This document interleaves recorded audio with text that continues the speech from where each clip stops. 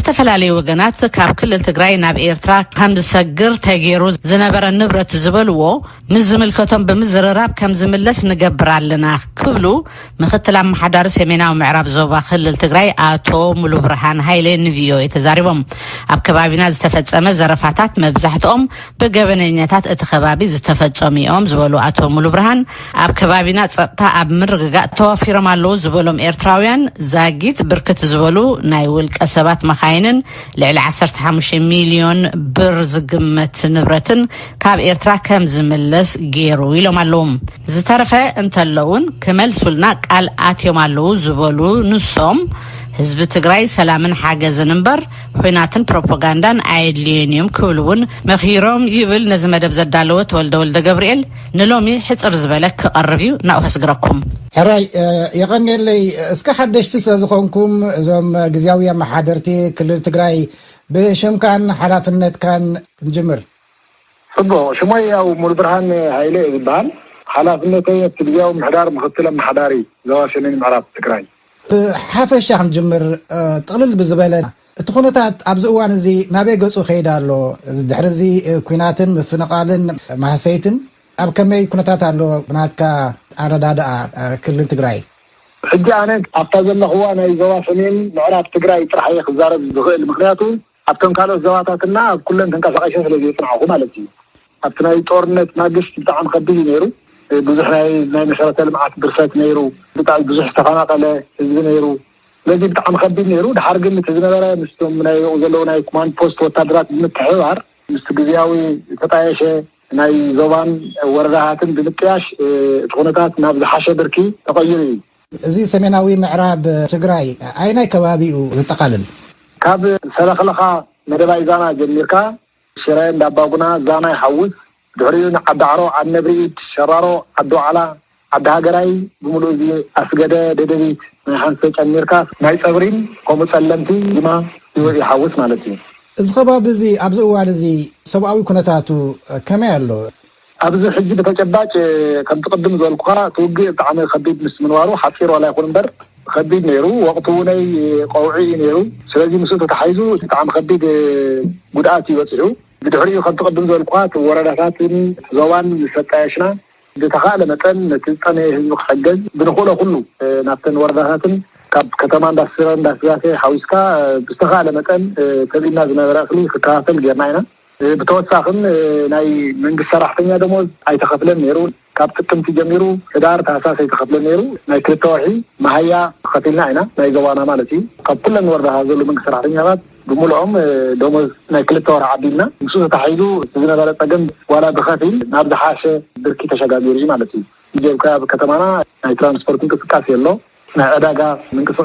كسقاسن نرجعن كنتات يزلو خاطر زنبره بتعني زحاشه تسفا زين يزل حيت زوانا مالتي حجي وق الله دو ناي صتا سقات كما يزلو بخبابي اب زوانا حجي مولو اولموست حدا يرحم بلن يخون من عينت ناي وق كنتات يلن بمولو تو زنبر حيلي ناي حدا من لشان في حيل زنبره يدو بمهاب عتكو بمرقاف بناب سلاماوي يخوين اورو تمليسيو መጀመሪያም ጉዳዩና ይምልከተን ነሩ ተናገሩ ዘፈ ብርክት ዘለ ነበር ተጋረልቲ ምልሻታት ናይ ባንክ ዘዕኛታት ናይ ሆቴል ዋርዲያታት ከይተረፉ እዛው ግይ ዝብል ትግራዋይ ንምጥፋን ምብርካኽ ዝብል ተዛዕቀ ፕሮፓጋንዳ ይንፈስዝ ነበረ ሙሶ ተሓይድ ብርክ ዘለ ህዝቢ ነበር ካውጪ ነሩ በትንሕና ዝገበርናዮም ክሳዕ ወረዳታት ወሪድካ ፈታሕቲ መድረኻት አካይድና ስለዚ ትውግ ነቲ ፍሉይ ሓይል ይኹን ነቲ ምልሻ ህዝባዊ ፖሊስን ከም ዘይምልከት ነተኻለውን ነበር ተጋዳላይ ይኹን መንግስት መዋቅር ሰርሕ ዝነበረ ፍጹም ከም ዘይምልከት ሰፊሕ ዘተገርና ኢና በቲ ዘተን ጽቡቕ ምርዳእ ተፈጢሩ ናብ ናብሩን ናብ ዝነበረ ቦታን ብምምላስ ኣብ ዝሓሸ ኩነታት እዩ ተመሊሱ ዘሎ ማለት ስለዚ ሙሉእ ምንም ዓይነት ግጭት የለን ዘዋና አቶ ሙሉ ብርሃን እዚ ካብ ደገ ዝመፀ ወራሪ ብደቡብ ሸነኽ ዝመፀ ወራሪ ከምኡውን ናይ ደገ ሓይሊ ገጥፋና ክወረና መፅኡ ዝብል ኣረዳድኣ ብሰፊሑ ይስማዕ እሞ ኣብዚ ከ እንታይ ጌርኩም ጽቡቕ እንታይ ኢና ጌርና ከም ዝፍለጥ ዝነበረ ሓይሊ بكل مشاركات في تجري بطلاق متخبى بفتح هنا البروباغندا سرعة سريعية كما خلع عدم السلفة كم تحيزون زمسلو نجاراتون يوم التحواسات يوم الذي تزنبرة وصل إلى لنا نحن استفله بوليتيكاوي يكون إيكونومياوي سلامنا كراجل بخيل هذا سلام يجي من صنع الناس لزلنا من قسمكم عينة الناس لزلوا مستمو زلوا حيلتات مدرخات زنستار نمردا فرحتنا جماعة ስለዚህ ህዝብና ካሳአቱና ያዘለና ጸገም ናብካለ ጸገም እንደገና خيخيት ጸገማት ብምርዳ በመስተሐና ህዝብ ትግራይ ምንም አይነት ኃጢያት ከም ዘይብሉ ወቃዓውን ንብረቱ ተወሰዱን እስካሁን ይግባ ፖሊኻት ዝነበረ ኃይል ግን ጥቃዕ ከም ዘለዎ ተሓዋዊሱ ናይ ምርአይ ጸገማት ስለዝነበሩ እቶም ጸገማት ንሳቶም ምስም አቡ ዘለዎ ኃይልታት ብምዝርራት ህዝብ ትግራይን ዝነበረ ኃይልን ፍጹም ርክብ ከም ዘይብሎምና በሓደ ዓይን ክረዩ ከም ዘይግቡ ዝራብ ብምግባር ናብ ዝሓሸ ናይ ምርዳእና ናብ ዝሓሸ ከመይና ሓቢርና ነብር ዝብል መድረኻት አካይድና እሱ ውጤታማ ጌርና እዩ ሕጂቲ ብዓብዪ ጸገም ዝረአይ አቶ ሙሉብርሃን ኣብ ህዝቢ ዝወረደ ጉድኣት እዩ ብፍላይ ከዓ ኣብ ዕግርግር ዝግበር ዝምታን ስርቅን ብሰፊሑ ይዝረበሉ ከመይ ነይሩ ዝምታ መን እዩ ንህዝቢ ዝዘምት ዝነበረ ብፍላይ ናይ ህዝብን ናይ መንግስትን ናይ ክልልን ንብረትን ዝዘምት ዝነበረ መን እዩ ኣብ ዝሓለፈ ሕማቅ እዋን ወላ ክሳብ ሎሚ እውን መጀመሪያ ያው ከም ዝፍለጥ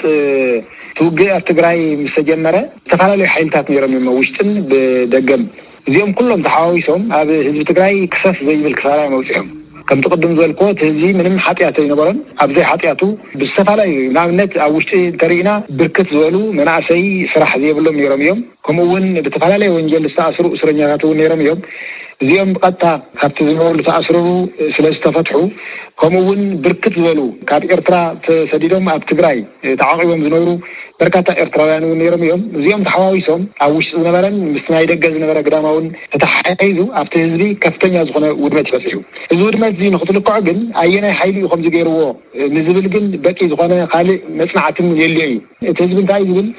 ሓደ እቶም ውሽጥና ዝነበሩ ደቅና ዘሪፎምና እዩ ዝብል ስርዓት ኣልበኝነት ምስ ተፈጥረ በርካታ ንብረት ይወዲሙ ተዘርፈ ንብረትም ናብ ጎረቤት ሃገር ዝተጓዓዘሉ እውን ነይሩ እዩ ኣብ ንሱውን ብዝርዝር ምስቶም